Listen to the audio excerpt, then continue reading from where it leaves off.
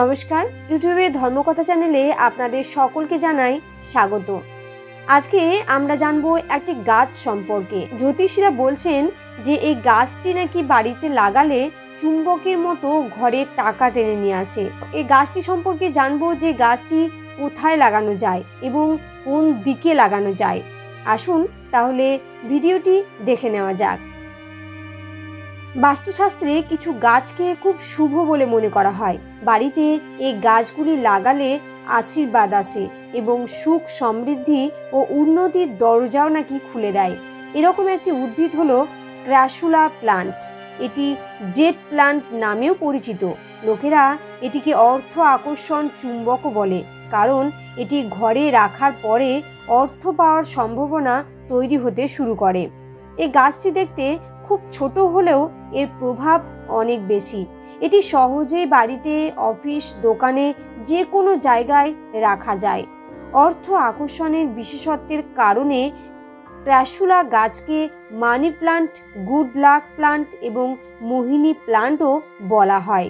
আসুন জেনে নেওয়া যাক কোন কোন স্থানে ক্র্যাসুলা গাছ লাগালে আয় বাড়ে। বাড়ির অর্থনৈতিক অবস্থার উন্নতির জন্য প্রবেশদ্বারের ডান দিকে ক্র্যাসুলা গাছ রাখা খুবই শুভ।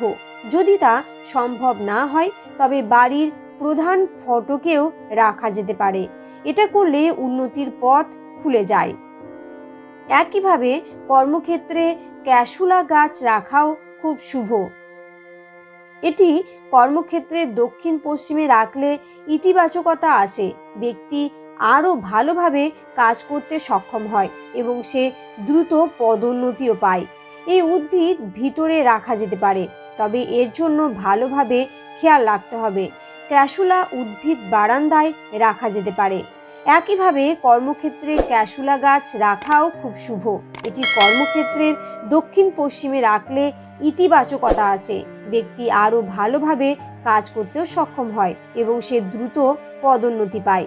কেবল উত্তর বা পূর্ব দিকে এই গাছ রাখা উচিত। ক্র্যাসুলা উদ্ভিদ কখনোই ঘরের দক্ষিণ দিকে রাখা উচিত নয়। তাহলে আপনারাও বাড়িতে একটি ক্র্যাসুলা গাছ নিয়ে আসুন এবং অর্থ উপার্জন করুন। নমস্কার, সকলে ভালো থাকবেন, সুস্থ থাকবেন।